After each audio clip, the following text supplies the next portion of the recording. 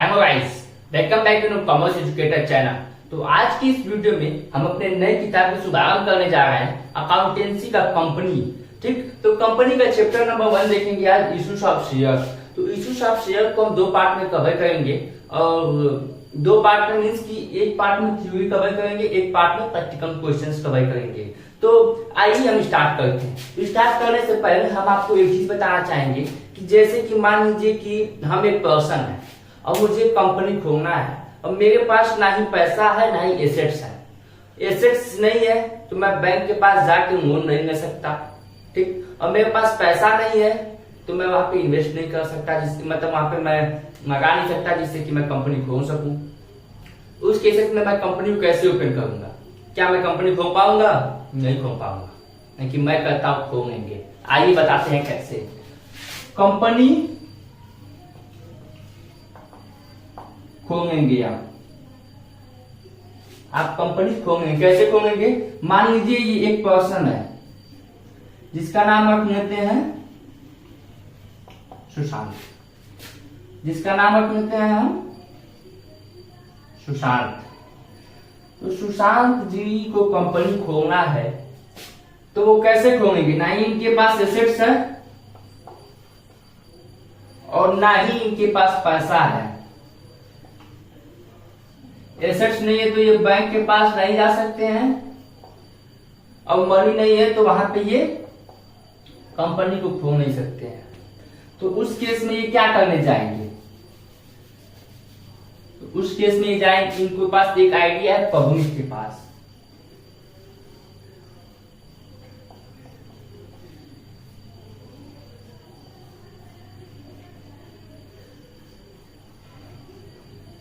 Public के पास जाएंगे तो ये गए पब्लिक के पास, बोले 10 रुपए दे दीजिए। तो क्या मैं आपके पास 10 रुपए लेने जाऊंगा तो आप देंगे? नहीं देंगे। क्यों? एनी रीजन बिहाइंड ना, कोई रीजन होना चाहिए उसके पीछे ना। आप मुझे क्यों पैसा देंगे? आपके पास पैसा ज्यादा है? नहीं, किसी के पास पैसा ज्यादा नहीं है, इसलिए वो उनको पैसा नहीं देगा। कहेगा इसके बदले में मैं आपको 10 रुपए दे रहा हूं, मैं आपको 10 रुपये दे रहा हूं, लेकिन उसके बदले में आप मुझको क्या देंगे? इन्होंने बोला कि मैं आपको अपने कंपनी का कुछ परसेंट क्या दूंगा? प्रॉफिट।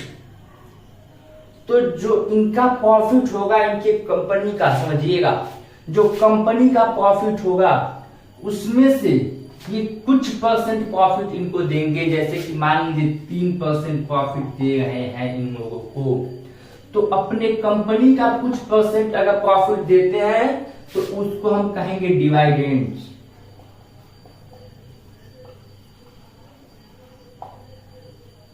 ठीक, अपने कंपनी का जो कुछ परसेंट प्रॉफिट दे रहे हैं उसको हम कहेंगे डिविडेंड्स। और ये जो पब्लिक लोग हैं, ठीक, ये इनसे जो शेयर खरीदेंगे तो इन्हें हम कहेंगे शेयर होल्डर्स।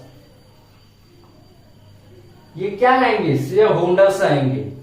कंपनी इनको क्या बना देगी? ऑनर बना देगी। इनको क्या दे देगी? ऑनरशिप दे देगी।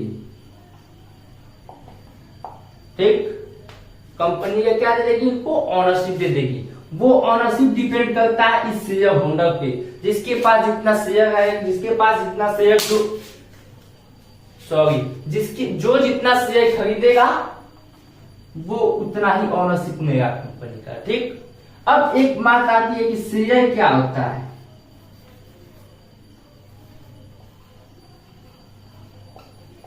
शेयर क्या होता है? तो शेयर एक मान लीजिए कि डॉक्यूमेंट होता है। शेयर एक डॉक्यूमेंट होता है एक तरह का, जिसमें सारी डिटेल्स लिखी होती हैं। डिटेल्स में क्या होता है? नाम हो गया, आपने कितने का शेयर ले लिया, इसके बाद वो सारी चीजें लिखी रहेंगी। इसके बाद वहां पे लिखा रहेगा कि आप एग्री हो, आप मतलब दे रहे हो। तो ये सारी टर्म्स एंड कंडीशंस वहां पर लिखी रहती हैं, वो शेयर होता है। ठीक, आपको इतनी बातें समझ में आ गई। अब हम आगे बढ़ते हैं और देखते हैं कंपनी के कुछ डिफिनेशंस और कुछ लॉज। तो अकॉर्डिंग टू सेक्शन 2 subsection 20। तो according to section 2 subsection 20 of companies act 2013 means company act 2013 के तहत सेक्शन 2 सबसेक्शन 20 में means incorporated under this act और under any previous laws. Means company किसको कहते हैं जो कि इस कंपनी एक्ट के अंदर रह के इस सारे टर्म्स एंड कंडीशंस को फॉलो करें उसे हम कहेंगे कंपनीज एक्ट या अंडर एनी प्रीवियस लॉज, या इसके कोई प्रीवियस लॉज को फॉलो करके अपने कंपनी को चले तो उसे हम कहेंगे कंपनी। तो क्या आपको इससे कंसेप्ट समझ नहीं आया? कोई बात नहीं, आप बस इतना याद कर लो सेक्शन 2 सबसेक्शन 20 और कंपनीज एक्ट 2013। आप बस ये दो चीजें याद करो कि किस सेक्शन में कंपनी को डिफाइन किया गया था और कंपनीज एक्ट क्या है। आइए अब हम नीचे पढ़ते हैं इसका एक एग्जैक्ट डिफिनीशन, ठीक। और ये एक डिफिनीशन काफी अच्छी डिफिनीशन है क्योंकि इस डिफिनीशन से हम कैरेक्टरिस्टिक्स भी निकाल सकते हैं और काफी अच्छी है और समझ में भी आ जाएगी। तो a company is an artificial created by mod, means कि एक कंपनी एक आर्टिफिशियल क्रिएटेड है जो कि किसके द्वारा बनाई गई, मॉड के द्वारा बनाई गई है। कंपनी क्या है? कंपनी एक मनुष्य है, बस चीज क्या है वो ब्रीथिंग नहीं करती है, वो बस सांसें नहीं लेती है, नहीं तो वो भी एक तरह से कहे तो वो भी एक पर्सन है, जीवित वस्तु कहते हैं, जीवित कहते हैं उसको, जीवित प्राणी। तो एक चीज ये है कि हमको किसने बनाया है? हमको बनाया भगवान ने, ठीक। और इसको किसने बनाया है? इसको बनाया कानून ने। कानूनी तौर तरीके से कंपनी बनता है और हम किससे बनते हैं? प्रभु से।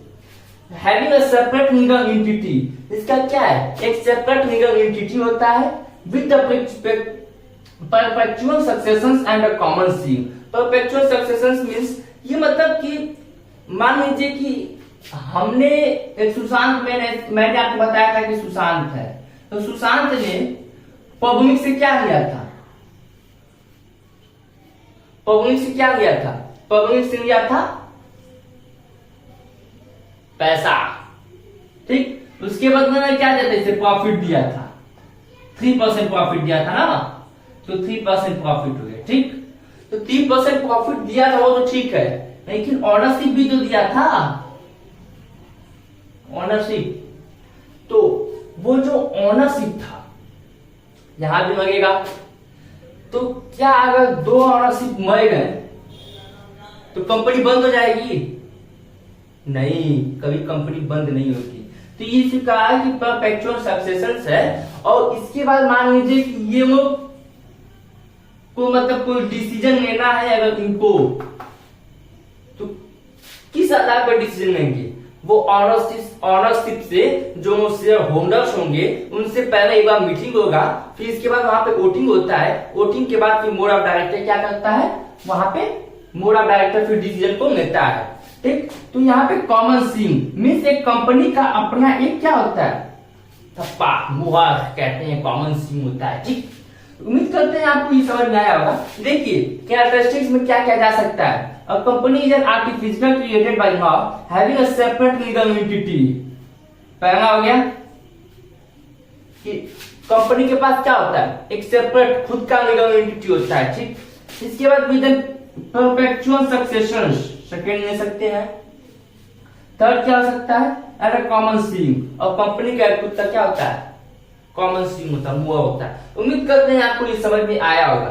तो अब हम देखते हैं types of company under companies act 2013 means की उस प्रकार की कंपनियां जो कि कंपनी एक्ट 2013 के अंदर आती हो। तो देखिए पहला कंपनी है कंपनी लिमिटेड बाय शेयर, वो कंपनी जो कि क्या हो? लिमिटेड बाय शेयर्स हो, मींस की जिसकी शेयर्स क्या हो? लिमिटेड हो, ठीक। और वो शेयर इस पर की अपनी कंपनी चल रही हो, ठीक। और वो कंपनी जो गारंटी से चल रही हो, जिसकी गारंटी क्या हो? मतलब स्ट्रिक्टली लिमिटेड हो, ठीक। तो यहाँ पे कंपनी जो गारंटी चल रही हो वो होगा। इसमें सेक्शन 2 सबसेक्शन 22 के तहत ये company limited by shares define किया गया है, और ये कंपनी जो है वो सेक्शन 2 सबसेक्शन 21 के तहत डिफाइन किया गया है। और अनलिमिटेड कंपनी जो कि सेक्शन 292 के तहत डिफाइन किया गया है, जो कि मेनली इंडिया के अंदर नहीं आता है क्योंकि इसमें बहुत सारे रिस्क है। जैसे कि इसकी जो लायबिलिटीज होती है ना, इसकी जो लायबिलिटीज होती है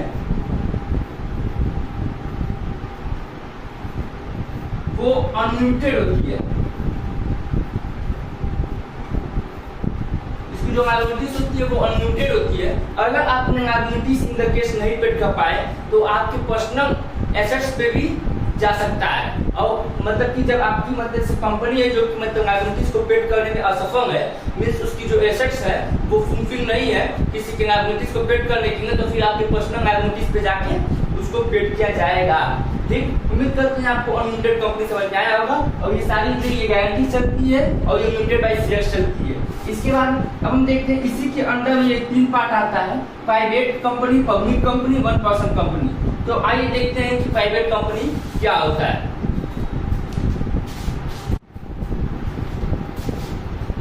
प्राइवेट कंपनी वो कंपनी जिसका मिनिमम पेड ऑफ कैपिटल जो है वो कंपनी एक्ट 13 में दिया गया हो। तो पब्लिक कंपनी में मैक्सिमम 200% होते हैं, मैक्सिमम 200% या मेंबर कर सकते हैं या पर्सन कर सकते हैं, और मिनिमम कम से कम 2%। ठीक, कंपनी मान लीजिए कि ये प्राइवेट कंपनी है, ये प्राइवेट कंपनी है तो ये पब्लिक से शेयर इशू नहीं कर सकती है। पब्लिक से शेयर इशू तब तक नहीं कर सकती जब तक ये प्राइवेट लिमिटेड में है। इसको पब्लिक से शेयर इशू करना है तो पब्लिक से शेयर इशू करने के लिए इसको क्या करना पड़ेगा, पब्लिक कंपनी में कन्वर्ट होना पड़ेगा। जैसे कि ये प्राइवेट कंपनी है तो इसको पब्लिक से शेयर इशू कराना है तो इससे पहले पब्लिक कंपनी में कन्वर्ट होना पड़ेगा। It will have last word private limited, इसका जो लास्ट वर्ड होता है वो प्राइवेट लिमिटेड होगा। प्राइवेट लिमिटेड, जैसे कि हमने बताया था कि सुशांत जी ने क्या खोला है, कंपनी खोला है, तो कंपनी खोला है तो इनका क्या आएगा, सुशांत प्राइवेट लिमिटेड। इनका क्या आएगा, सुशांत प्राइवेट लिमिटेड। अगर ये प्राइवेट कंपनी खोलते हैं तो ठीक। पब्लिक कंपनी वो कंपनी होती है जो कि पब्लिक से क्या करती है, शेयर इशू करके अपने कंपनी को खो लेती है, जिसमें कि क्या करती है, पब्लिक को ऑनरशिप देती है, पब्लिक को अपने प्रॉफिट का कुछ परसेंट देती है, जिसको कहते हैं शेयर दे रही है कंपनी, इसको डिविडेंड के नाम से जानते हैं। ठीक, तो पब्लिक क्या करती है, और पब्लिक कंपनी जो है कि पब्लिक में शेयर को इशू करती है। ठीक, इसमें कम से कम लोग 7 लोग रहते हैं। ठीक, 7 मेंबर्स, कम से कम इसमें 7 मेंबर चाहिए होते हैं। और पब्लिक कंपनी कौन सी होगी, अरे सबसे सिंपल फंडा वही तो है कि जो प्राइवेट कंपनी नहीं है वो पब्लिक कंपनी है। ठीक, तो जो प्राइवेट कंपनी नहीं है वो पब्लिक कंपनी है, इसके अंत में क्या आता है, लिमिटेड आएगा। जैसे कि सुशांत लिमिटेड, मतलब कि एक लास्ट में इसके भी लास्ट में क्या आता है, लिमिटेड ही आता है, लेकिन इसमें क्या आएगा, पीवीटी एनपीटी, मतलब कि प्राइवेट लिमिटेड। ठीक, एक कॉन्सेप्ट ये भी है कि बहुत जगह ये होता है पीवीटी एनपीटी, तो पीवीटी मतलब प्राइवेट और लिमिटेड। जैसे कि एक कंपनी है उसका नाम है, मान लीजिए कि विनर इंडिया है। विनर इंडिया की अगर वेबसाइट पे जाते हैं तो विनर इंडिया .pvt क्यों, क्योंकि एक प्राइवेट कंपनी है, पब्लिक कंपनी नहीं है। ठीक, प्राइवेट कंपनी में क्या है, कुछ अपने प्राइवेट लोग हैं जिनसे हम शेयर को मतलब जिनसे हम क्या करते हैं, कुछ पैसा लेके उनको भी ऑनरशिप दे देते हैं और इसके बाद अपने कंपनी को चला लेते हैं। प्राइवेट लोग मतलब कुछ अपने लोग, खास लोग जिसको कर सकते हैं। लेकिन पब्लिक कंपनी वो कंपनी होती है जिसको हम नहीं भी जानते, उससे भी हम शेयर्स को लेके और अपने कंपनी को कंटिन्यूअसली चला रहे हैं, तो वो पब्लिक कंपनी में आता है। 1% कंपनी, तो 1% कंपनी में दो प्रोप्राइटरशिप बिजनेस कर सकते हैं क्या, क्योंकि 1% कंपनी में भी एक सिंगल बंदा ही होता है जो कि सारी चीजों को मैनेज करता है, और सो प्रोप्राइटरशिप जो बिजनेस होता है उसमें भी केवल एक ही बंदा होता है जो कि सारे बिजनेस को मैनेज करता है। लेकिन नहीं, सो प्रोप्राइटरशिप बिजनेस 1% बिजनेस को नहीं कर सकते हैं, क्योंकि ये 1% कंपनी है ना। आप इसी समझिए, एक 1% कंपनी है तो कंपनी को सो प्रोप्राइटरशिप नहीं कर सकते हैं। ठीक, इसके बाद क्या, मान लीजिए कि एक वो सिंगल बंदा है जो मतलब जिसको हम डायरेक्टर कर रहे, मैनेजर कर रहे, कुछ भी कर रहे, तो मान लीजिए कि इन द केस वो मर गया, इन द केस वो मर गया किसी भी एक्सीडेंट में या किसी भी कंडीशन से अगर वो मर गया, डायरेक्ट कर जाता है, तो उसके केस में क्या वो कंपनी बंद हो जाएगी क्या, नहीं बंद होगी, क्योंकि उसका एक नॉमिनी रहेगा ना, वो नॉमिनी बना के जाएगा। मान लीजिए कि नॉमिनी बना है तो उस केस में वो क्या होगा, उस नॉमिनी को कंटिन्यू कर देगा, उसको अपना कंटिन्यू कौन देगा, नॉमिनी कर देगा। इसका मिनिमम पीरियड ऑफ कैपिटल जो कम से कम पीरियड ऑफ कैपिटल होता है वो 1 लाख का होता है। इसके बाद नंबर ऑफ डायरेक्टर मैक्सिमम कितने होते हैं, 15 होते हैं। जो नंबर ऑफ डायरेक्टर्स होते हैं वो 15 होते हैं। इसका transfer not need to prepare cash flow, मतलब इसमें कैश फ्लो स्टेटमेंट को बनाने की कोई जरूरत नहीं होती, क्योंकि एक सिस्टम बनना होता है तो अपना इसको फ्रीडम होती है कि कोई मतलब उसको नेसेसरी नहीं होता है कि कैश फ्लो स्टेटमेंट को बनाए। उम्मीद करते हैं आपको 1% ओपीसी समझ में आया होगा। देख लीजिए एक कॉन्सेप्ट है यहाँ पे कि 268 में इसको डिफाइन किया गया है, मतलब सेक्शन 2 सबसेक्शन 68 में इसको डिफाइन किया गया है, सेक्शन 2 सबसेक्शन 71 में इसको डिफाइन किया गया है, सेक्शन 2 सबसेक्शन 62 में इस 1% कंपनी को डिफाइन किया गया है। तो आप एक बार इस चीज को देख लीजिए। उम्मीद करते हैं आपको ये समझ में आया होगा। बढ़ते हैं अपने नेक्स्ट टॉपिक की तरफ। अब हम देखते हैं अपने नेक्स्ट टॉपिक को, इसका नाम है शेयर्स।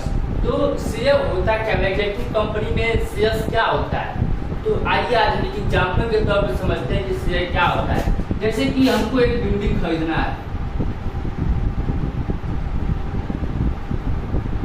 बिल्डिंग की कॉस्ट है मान के चलिए कि 1 लाख, 1 लाख रुपये इसकी क्या है कॉस्ट है, ठीक। तो 1 लाख इस बिल्डिंग की कॉस्ट है। हम जानते हैं इन द फ्यूचर में इसकी कॉस्ट कितनी हो जाएगी, 5 लाख रुपीज। तो अब बताइए कि इस समय खरीदना अनिवार्य है कि फ्यूचर में खरीदना सही है, हमारे लिए कब खरीदना सही होगा, आज के समय में।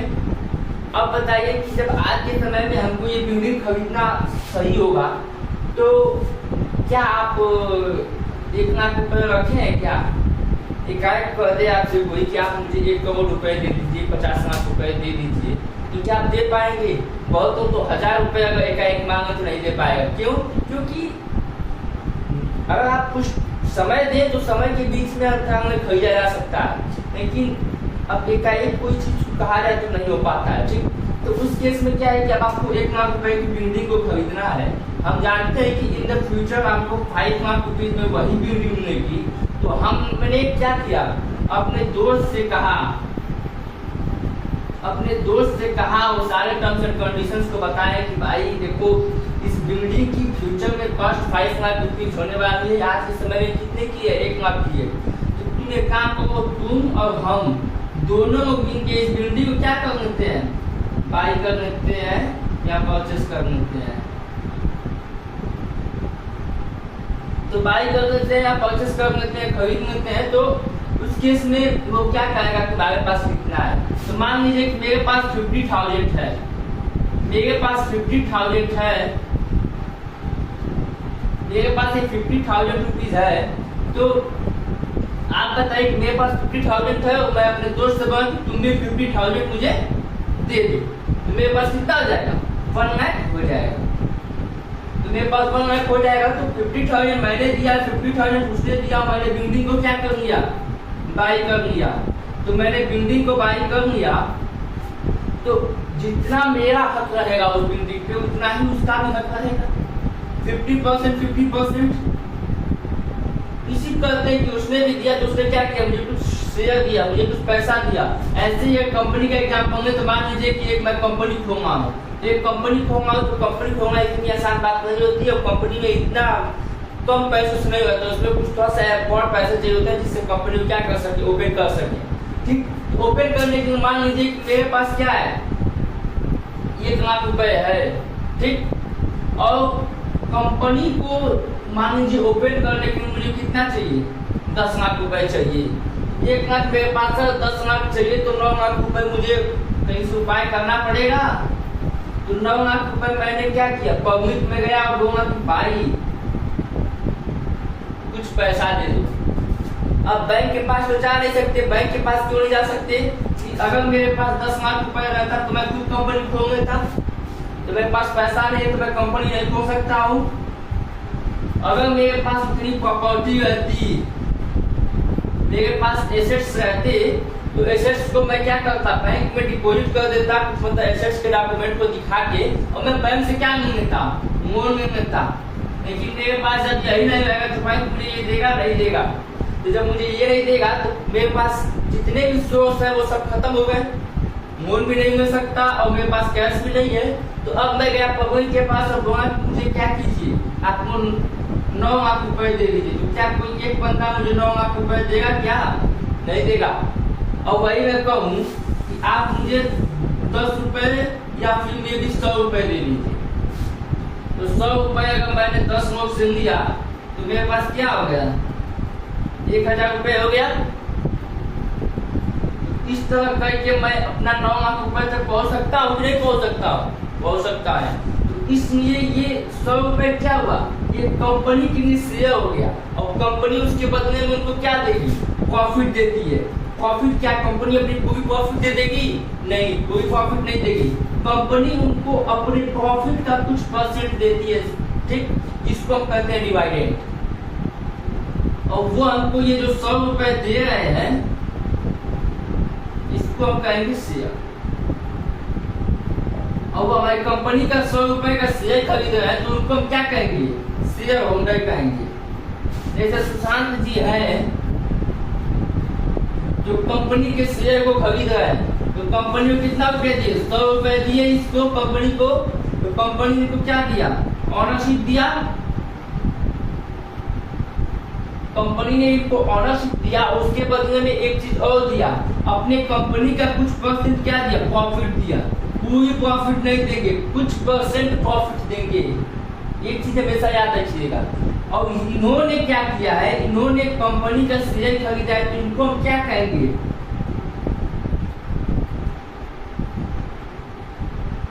Share holder.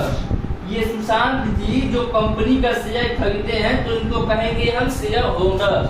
अच्छा, एक केस और बताइए कि इन द केस में अगर मान लीजिए कंपनी लॉस में चली गई, ये सब हटा दें। In the case company loss में चली गई, तो कंपनी जब लॉस में चली गई तो क्या कंपनी इनको फिर प्रॉफिट कहाँ से देगी? कंपनी ने क्या कहा था कि जब मेरा प्रॉफिट होगा तो उसमें से कुछ परसेंट प्रॉफिट आपको दे देंगे और कुछ परसेंट कंपनी प्रॉफिट रखती है जिससे कि अपने फ्यूचर का ग्रोथ कर सके। और सारी कंपनी का तो कुछ एक्सपेंसेस होंगे, जैसे उसमें जो वर्कर्स होंगे, जो कुछ काम करते होंगे, फिर इसके बाद फ्यूचर की भी कुछ प्लानिंग होगी, तो उसको सब मेंटेन करने के लिए क्या करेगा? कुछ परसेंट प्रॉफिट अपने पास रखता है, लेकिन कुछ परसेंट प्रॉफिट जो है वो इनको प्रोवाइड कर देता है शेयर होल्डर्स को।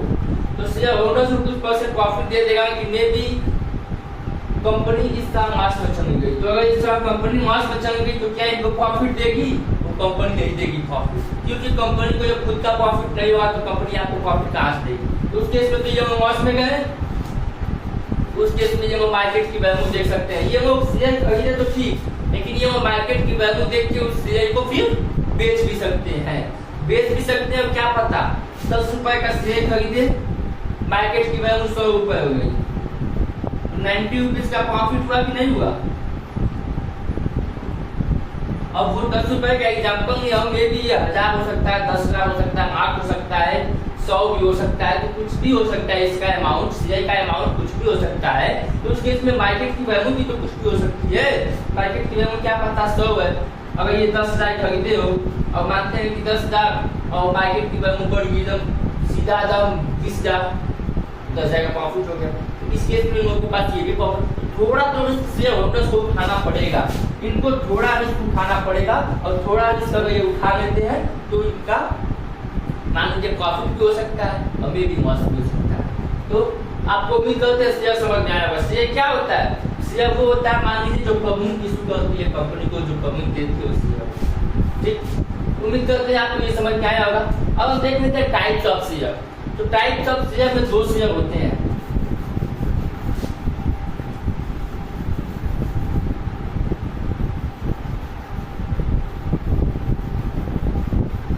और इसके टाइप्स देख लेते हैं।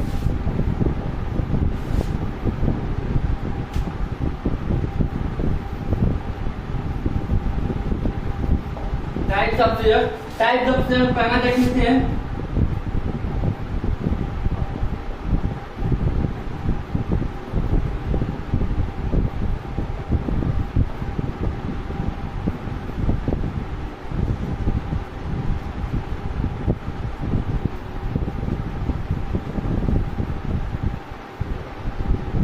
पहला इक्विटी शेयर, दूसरा प्रेफरेंस शेयर।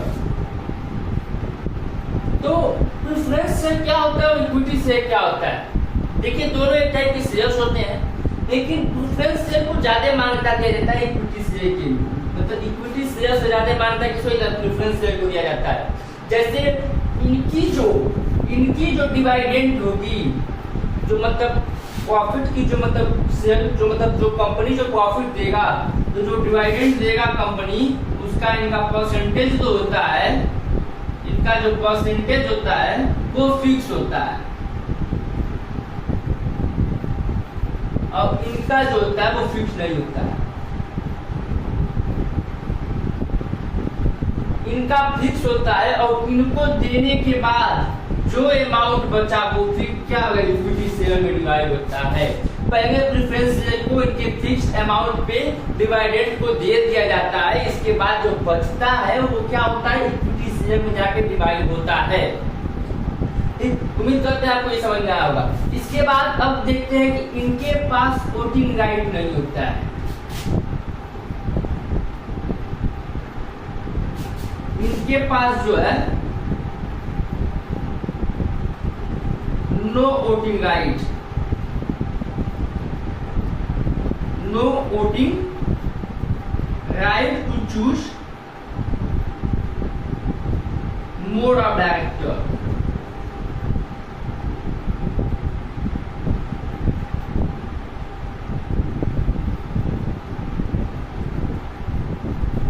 इनके पास वो वोटिंग राइट नहीं होता है जिससे क्या कर सके, वो चूज कर सके कि मोड ऑफ डायरेक्टर कौन बनेगा।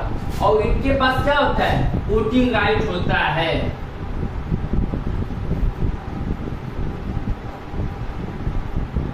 वोटिंग राइट इनके पास होता है कि मोड ऑफ डायरेक्टर ये क्या कर सके, चूज कर सके।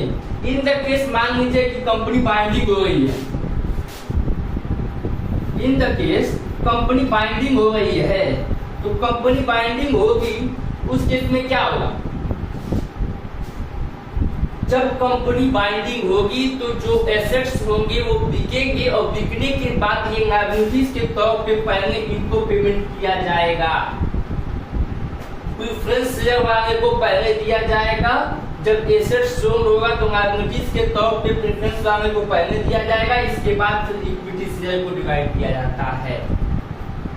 उम्मीद करते हैं इक्विटी शेयर और प्रेफरेंस शेयर के बीच के डिफरेंसेस को आप समझ गए होंगे। अब हम बढ़ते हैं अपने नेक्स्ट टॉपिक की तरफ। ठीक, तो प्रेफरेंस शेयर के टाइप्स को देखेंगे। अब कि प्रेफरेंस शेयर कितने टाइप्स के होते हैं, तो मेनली प्रेफरेंस शेयर 8 टाइप्स के होते हैं। तो आइए अब हम देखते हैं कि प्रेफरेंस शेयर 8 टाइप में कौन कौन से टाइप्स आते हैं। तो हम देखते हैं अब टाइप्स ऑफ प्रेफरेंस शेयर। तो मेनली प्रेफरेंस शेयर के जो टाइप्स है वो 8 टाइप्स होते हैं, लेकिन हम इसमें 4 टाइप पढ़ रहे हैं। 4 टाइप इसके आगे पढ़ेंगे क्योंकि थोड़ा सा साइज छोटा है, तो इसकी वजह से 4 टाइप्स यहाँ पाया, तो 4 टाइप्स की बात करेंगे। तो आइए देखते हैं क्यूमुलेटिव प्रेफरेंस शेयर क्या होता है। मींस कि जैसे कि कंपनी है, तो कंपनी में भी लॉस में चली गई, मैंने आपको इसके पहले भी बताया कि कंपनी लॉस में चली गई, तो उस केस में जो शेयर्स ऑफ डिविडेंड्स हैं वो नहीं मिलते। लेकिन क्यूमुलेटिव प्रेफरेंस शेयर में क्या होता है कि जो शेयर्स ऑफ डिविडेंड्स होते हैं, वो कंपनी लॉस में चली गई तो वो इकट्ठा होते चले जाते हैं। ठीक, मतलब वो एक जगह इकट्ठा होते चले जाते हैं, और कभी भी इन द फ्यूचर कभी भी अगर कंपनी प्रॉफिट में जाती है, तो कंपनी अगर कभी भी प्रॉफिट में जाएगी तो उस केस में क्या होगा, इसको जो शेयर्स ऑफ डिविडेंड्स है वो देगी, इसको देगी प्रेफरेंस शेयर। ठीक, नॉन क्यूमुलेटिव प्रेफरेंस शेयर में क्या होता है कि जब नॉन क्यूमुलेटिव प्रेफरेंस शेयर होता है तो जो शेयर्स ऑफ डिविडेंड्स होते हैं वो अगर कंपनी लॉस में चली गई, कंपनी जो है वो लॉस में चली गई, तो उस केस में जो शेयर्स ऑफ डिविडेंड्स है वो आपको नहीं मिलेगा। अगर कंपनी लॉस में चली गई तो शेयर्स ऑफ डिविडेंड्स नहीं मिलेगा। शेयर्स ऑफ डिविडेंड्स तभी मिलेगा जब कंपनी प्रॉफिट में रहेगी। और in the case Agnisar company जो है वो लॉस में चली गई, तो जो अग्निसार का शेयर्स ऑफ डिविडेंड्स होगा वो नहीं मिलेगा। ये नहीं कि किसके जैसा नहीं होगा, तो जैसे अग्निसार का शेयर्स ऑफ डिविडेंड्स नहीं मिल रहा है तो वो इस साल मिल जाएगा। अगली साल का भी इस साल मिल जाएगा अगर इस साल कंपनी प्रॉफिट में चली गई तो। इस केस में होता है, लेकिन इस केस में ऐसा नहीं है। इस साल का शेयर सब डिवाइडेंड अगर प्रॉफिट में तो इसी साल मिल जाएगा, और नहीं तो अगली साल, इस साल का अगली साल नहीं मिलता, मतलब इकट्ठा नहीं होता है। शेयर सब डिवाइडेंड इकट्ठा नहीं होता है।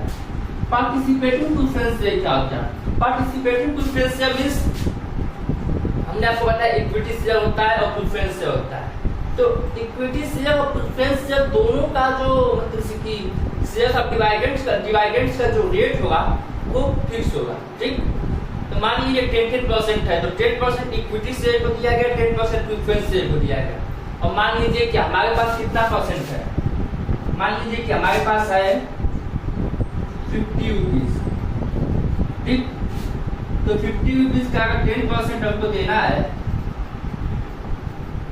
कितना रुपए बचा? 5 रुपए। 50 रुपीज का 10% देना तो 5 रुपए बचा, तो 5 रुपए मैंने इक्विटी शेयर को दिया, 5 रुपए मैंने प्रेफरेंस शेयर को दिया। कितना दिया मैंने? 10 रुपए मैंने दे दिया। अब बचा कितना? 40 रुपीज बचा कि नहीं बचा?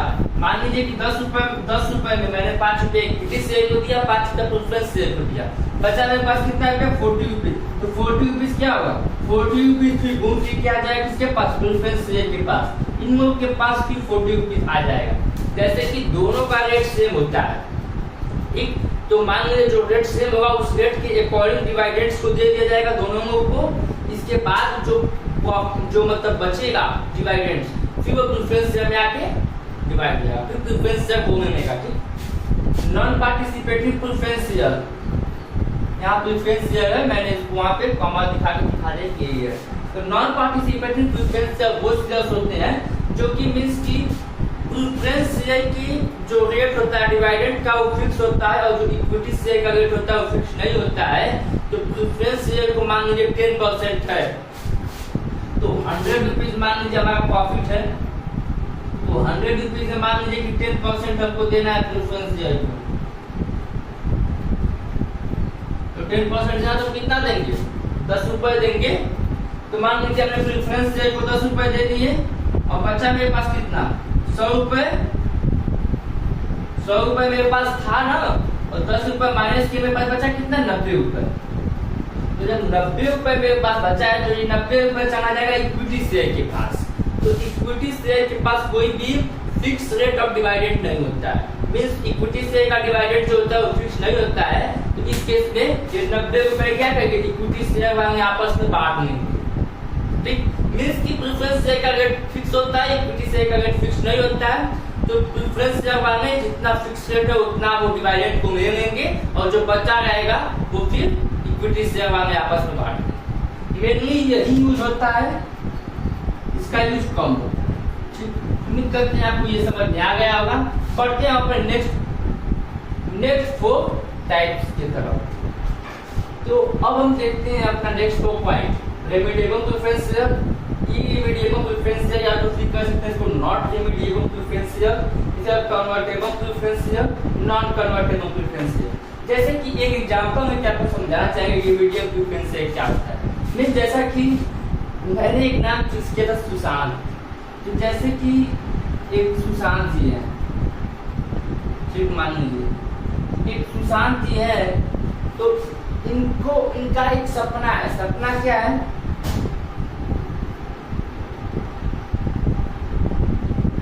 एक हाउस बनाने का इनका सपना है। भाई सबका अपना अपना सपना होता है, किसी को मोबाइल किनने का सपना है, किसी को घर बनवाने का सपना है, किसी को कार लेने का सपना है, तो सबकी अपनी अपनी सपना होता है। तो क्या हम अगर मानते हैं कि एग्जाम्पल दें अगर हम फोन खरीद रहे हैं, तो फोन को खरीदने के लिए भी हमको सपना होता है, तो क्या करते हैं? पैसे को इकट्ठा करते हैं।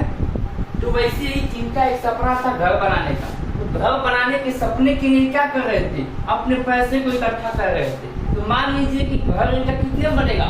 10 लाख रुपए का। 10 लाख रुपए घर बन रहा है, इनका मंथली सैलरी है 1 लाख रुपए। 1 लाख रुपए इनका मंथली सैलरी है, 10 लाख में इनका घर बन जाएगा। ये जानते हैं, इन्होंने मतलब कंसल्ट किया है, जो मतलब बनाते हैं कंस्ट्रक्टर से एक संपर्क किया, मतलब उन्होंने कुछ कंसल्ट किया होगा, तो मतलब कहीं से इन्होंने पता पाया है कि 10 लाख में घर बन जाएगा। 1 लाख इनका मंथली सैलरी है, तो मान लीजिए कि मंथली छोड़ दीजिए, मतलब कुछ कम कॉस्ट में मान लीजिए कि ईयरली सैलरी है। ये की सैलरी है, तो 1 लाख की ईयरली पाते हैं, मतलब अपने घर को मतलब खर्चा वर्चा को सब मेंटेन करके 1 लाख रुपए पर ईयर बचा पाते हैं। तो इनको 10 लाख रुपए जुटाना है, तो कैसे कब तक जुटाएंगे? 1 लाख रुपए 1 साल में जुटाना तो 10 साल लग जाएंगे। मान लीजिए इन्होंने 2 लाख रुपए जुटाएंगे 2 साल में, 2 साल में 2 लाख रुपए जुटाएंगे। तो इन्होंने 2 साल में 2 लाख रुपए जुटा लिए, तो इनको अभी 8 साल और लगेंगे जुटाने में। फिर 2 लाख रुपए घर में रखना क्या सही है क्या? नहीं। तो इन्होंने क्या किया? फिक्स डिपॉजिट कर दिया, मतलब एफडी अकाउंट खुलवा लिया अपना। FD account means fix account. तो इनके एक दोस्त है, जिनका नाम है मान लीजिए कुछ नहीं तो भाई मान लीजिए, इनके एक दोस्त है सुशांत जी के, जिनका नाम है भाई। तो उन्होंने इनको सजेशन दिया कि आप एक काम कीजिए, किसी कंपनी का शेयर खरीद लीजिए, जिसमें और आपको मतलब फायदा भी रहेगा और एफडी में बहुत कम इंटरेस्ट मिलता है, उसमें इंटरेस्ट भी मिलेगा और वहां पे मतलब आपको प्रॉफिट भी होगी। इन्होंने क्या नहीं किया, इनको पैसा नहीं फंसाना है। तो फिर उन्होंने सोचा एक बार उस विषय में और गए बैंक से कंसल्ट किए। तो बैंक ने उनको क्या बताया? रिडीमेबल प्रेफरेंस शेयर, ये प्रेफरेंस शेयर उनको बताया कि मतलब कि आप रिडीमेबल प्रेफरेंस शेयर घूमे लीजिए, जिसमें कि आप एक स्पेसिफिक टाइम पीरियड के लिए अपने अमाउंट को मतलब वहां पे डिपॉजिट कर सकते हैं, शेयर घूमे सकते हैं। एक मतलब स्पेसिफिक टाइम पीरियड में आप शेयर को खरीद सकते हैं, उसके बाद आप शेयर को वापस कर दीजिएगा, हम आपको पैसा रिटर्न कर देंगे। तो मान लीजिए इन्होंने 7 साल का, 8 साल का, मतलब 8 साल में इनका 10 साल का हुआ होगा। इन्होंने 2 लाख रुपए को क्या कर दिया? रिडीमेबल प्रेफरेंस शेयर लगा दिया और बोला कि हम 8 साल बाद इसको मिल जाएंगे। तो 8 ईयर के लिए क्या किया? 8 ईयर के लिए इन्होंने एक कंपनी का क्या किया? शेयर को बाई कर लिया। 8 ईयर के लिए इन्होंने एक कंपनी के शेयर को खरीद लिया। जब 8 साल की नियम करें तो 8 साल बाद जाइएगा कहीं मेरा पैसा दीजिए, तो कंपनी क्या कहेगी कि आप मेरा शेयर को वापस कर दीजिए, मैं आपको पैसे रिटर्न कर देगा। ठीक, उसके बीच में इन्होंने इंटरेस्ट भी पाया। तो ये हो गया रिडीमेबल प्रेफरेंस शेयर। ये रिडीमेबल प्रेफरेंस शेयर उसी का उल्टा होता है। मैंने अगर आपने एक बार सबमिट कर दिया तो वो वापस होने का नाम नहीं लेगा, मतलब वो वापस नहीं होता है। जैसे कि मान लीजिए सुशांत जी ने इन द केस का मान लीजिए 2 लाख रुपए शेयर खरीद लिए, तो फिर ये रिटर्न नहीं होता है। ठीक, तो ये हो गया irredeemable preference share. Convertible preference share क्या होता है? आइए सुशांत जी का एग्जांपल लेके उसको भी समझाता हूँ, क्योंकि सुशांत जी बहुत प्यारे है ना, उन्हीं का एग्जांपल लेते हैं। मान लीजिए सुशांत जी चाहते हैं कि हम एक इक्विटी शेयर घूमने, मान लीजिए कि सुशांत जी अपने नियर बाई किसी कंपनी में गए, जैसे जिसका नाम है एबीसी लिमिटेड, या उसको छोड़िए,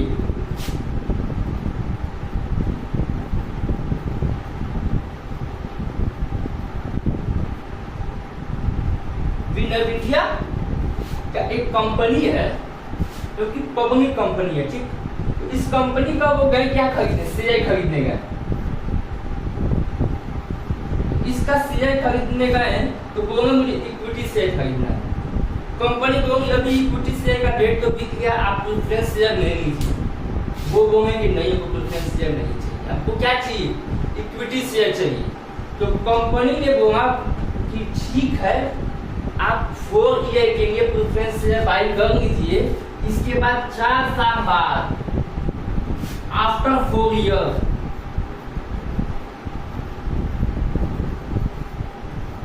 आफ्टर 4 ईयर मैं आपको फिर से इक्विटी शेयर में कन्वर्ट कर दूंगा। ठीक, मतलब मैं आपको इक्विटी शेयर में कन्वर्ट कर दूंगा। तो अभी आप प्रेफरेंस शेयर होल्डर बन जाइए, 4 साल बाद फिर आप इक्विटी शेयर होल्डर बन जाएंगे। मीन्स कि क्या हो रहा है? Sushant ji winner India private, winner India जो कंपनी है उसका शेयर खरीद रहे हैं, पर इक्विटी शेयर खरीद रहे हैं, अरे सॉरी प्रेफरेंस शेयर खरीद रहे हैं। 4 साल बाद वो इक्विटी शेयर में चेंज कर दिया जाएगा और वो फिर 4 साल बाद क्या हो जाएंगे? इक्विटी शेयर के होल्डर हो जाएंगे। ठीक, तो क्या हो रहा है? इसमें कन्वर्ट हो रहा है, प्रेफरेंस शेयर से इक्विटी शेयर में कन्वर्ट हो रहा है। तो ये हो गया convertible preference share. Non convertible preference share क्या होता है? मान लीजिए कि आपने गया दुकानदार के पास गए, बोले मुझे ये माइकल दे दीजिए, दुकानदार ने माइकल दिया, बोला कि मैं वापस नहीं करूंगा। इसके बाद आपने उन्हें क्या कंपनी देखिए, कंपनी इस मानते ये दूसरी कंपनी है, उन्हें गए आपने चलाया, थोड़ा सा हल्का दिखा है। आप फिर दूसरे दुकान पे गए, वो माइकल देखा, उसको चलाया, और यार ये तो काफी डार्क चला। जैसे कि मान लीजिए कि ये दो माइकल है, तो दो माइकल है, तो इस माइकल को मैंने एक दुकान से खरीद के लाया, इसको चलाया, हल्का चल रहा था, मैंने बोला कोई बात नहीं चलाते इसको। तब तक दूसरे दुकान पे गए, इस माइकल को देखा, बोला ये तो काफी डार्क चल रहा है, ये अच्छा माइकल, इसको ले गए वापस करने के लिए। दुकानदार बोला कि मैंने पहले ही बोला था वापस नहीं कर। उसी केस में नॉन कन्वर्टेबल प्रेफरेंस से क्या होता है कि मान लीजिए कि अगर आपने प्रेफरेंस शेयर एक बार खरीद लिया तो फिर आपको कन्वर्ट नहीं किया जाएगा, फिर आप इक्विटी शेयर में नहीं जा पाएंगे। ठीक, उम्मीद करते हैं आपको ये चीज समझ में आया। और नॉन कन्वर्टेबल प्रेफरेंस शेयर वही शेयर होता है जिसमें मतलब फिर रिटर्न नहीं हो सकते आप, मतलब कि आप अगर प्रेफरेंस शेयर खरीद लिए तो प्रेफरेंस शेयर लाएंगे, इक्विटी शेयर में नहीं जाएगा। उम्मीद करते हैं आपको ये चीज समझ में आई होगी। अब हम बढ़ते हैं अपने नेक्स्ट टॉपिक की तरफ, शेयर कैपिटल। तो देखिए शेयर कैपिटल होता क्या है, मैंने आपको बताया था कि शेयर क्या होता है। मींस कोई भी कंपनी अपने कैपिटल को मतलब कि कैपिटल को मतलब इकट्ठा करने के लिए, कैपिटल को मतलब इकट्ठा करने के लिए वो क्या करती है, पब्लिक में शेयर इशू करती है। क्यों पब्लिक में शेयर इशू करती है, मैंने तो आपको बताया है कि मेरे पास पैसा नहीं है, मेरे पास एसेट्स नहीं है, बैंक लोन देगा नहीं, तो फिर मैं क्या करूं, पब्लिक से शेयर इशू कर लेता हूं। भाई ये तो कंपनी को खोलना है, ये कंफर्म है 100%। तो जब हम पब्लिक में शेयर इशू करते हैं अपने कैपिटल को रेज कर, लेकिन कैपिटल को बढ़ाने के लिए, तो उससे हम कहते हैं शेयर कैपिटल। मींस कि हमने public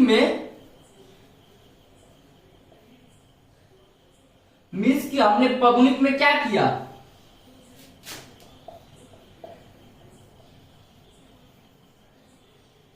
issue share, means share को क्या किया, इशू किया। तो मैंने पब्लिक में शेयर को इशू किया, क्यों इशू किया शेयर को,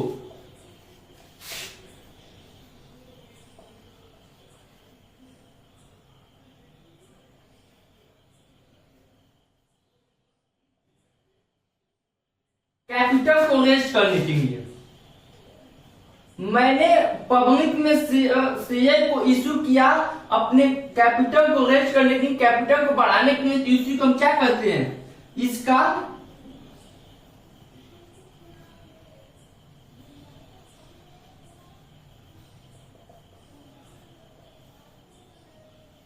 शेयर कैपिटल, इसी को हम कहते हैं शेयर कैपिटल। उम्मीद करते हैं आपको शेयर कैपिटल समझ में आया होगा। अब हम देखते हैं काइंड्स ऑफ शेयर कैपिटल। तो काइंड्स ऑफ शेयर कैपिटल का पहला देखते हैं एथोराइज्ड या रजिस्टर्ड या नॉमिनल शेयर कैपिटल। तीनों नाम एक ही होता है, मैंने आपको दिखाने के लिए दिया है। ठीक, तो एथोराइज्ड या रजिस्टर्ड या नॉमिनल शेयर कैपिटल क्या होता है, मींस मैंने आपको बताया कि सुशांत जी हैं जो क्या करना चाहते हैं, कंपनी को खोलना चाहते हैं। तो कंपनी खोलना चाहते हैं तो कोई भी काम तो अपने मन के मुताबिक किया नहीं जा सकता। अगर मन के मुताबिक किया जा सकता तो फिर मैं भी क्या करता, एक छोटा सा कंपनी खोलता। और मान लीजिए कंपनी छोटा सा खोला है, उसमें 2 लाख की कैपिटल की रिक्वायरमेंट है, मैंने 15 लाख क्या किया, शेयर को पब्लिक में इशू कर दिया। तो ऐसा नहीं होता है। ठीक, तो ये कहां जाएंगे, ये जाएंगे आरओसी के पास, ये जाएंगे आरओसी के पास, register of company, register of company के पास जाएंगे और कहेंगे क्या कि मेरे कंपनी में 10 लाख कैपिटल की रिक्वायरमेंट है, मैं 10 लाख क्या कर रहा हूं, पब्लिक में शेयर को इशू कर रहा हूं, आप उसको एथोराइज कर दीजिए। आरओसी कहेगी कि मैं तब तक एथोराइज नहीं करूंगा जब तक आप एमओए के पास जाके अपनी चीजों को क्या कर सकते हैं, रजिस्टर नहीं करवा सकते हैं। मीन्स मेमोरेंडम ऑफ एसोसिएशन के पास आप जाइए और इस चीज को वहां रजिस्टर करवाइए कि हाँ मैंने 10 लाख का क्या कर रहा हूं, कैपिटल इशू कर रहा हूं पब्लिक में। और जब वहां आप रजिस्टर करवा लेते हैं तो मैं क्या करूंगा, उसको एथोराइज कर दूंगा। मेमोरेंडम ऑफ एसोसिएशन एक तरह का डॉक्यूमेंट होता है जिसमें कि सारे बिजनेस की सारी चीजों को लिखा होता है। उसमें बिजनेस कितना पावर में, बिजनेस कितना कैपिटल में, बिजनेस कैसे चल रहा है, ये सारी चीजें उसमें डॉक्यूमेंट मतलब लिखा रहता है सब कुछ।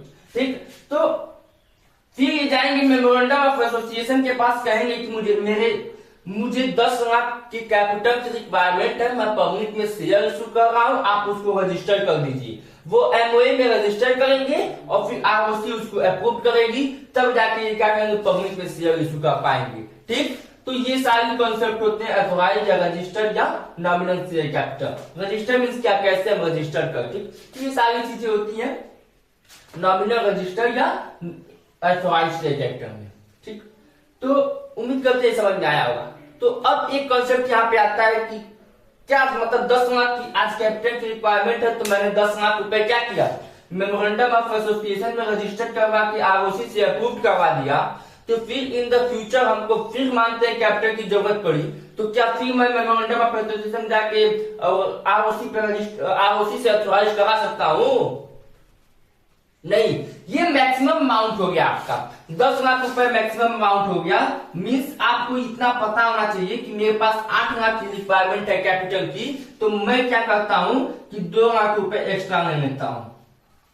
In the case in the future कभी कैपिटल की रिक्वायरमेंट फिर से पड़ी तो ये 2 लाख रुपए मेरे पास आएगा और ये फुलफिल कर देगा हमारे कैपिटल को।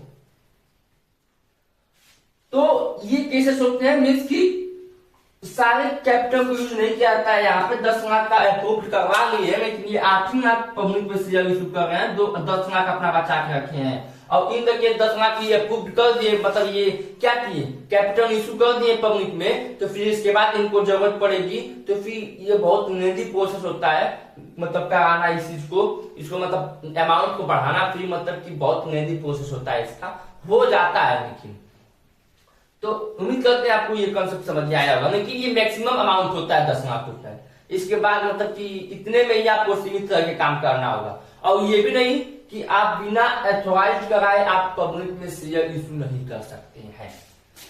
इशू शेयर कैपिटल क्या होता है, मैंने आपको बताया कि 10 लाख रुपए का मैंने क्या किया है, 10 लाख रुपए का मैंने आरओसी से अप्रूव कराया, मैं 8 लाख रुपए पब्लिक में शेयर इशू कर रहा हूं। तो जो अमाउंट मैं पब्लिक में इशू कर रहा हूं शेयर के लिए, वो होगा share issue share capital, means वो अमाउंट जो कि मैं इशू कर रहा हूं पब्लिक में शेयर के लिए।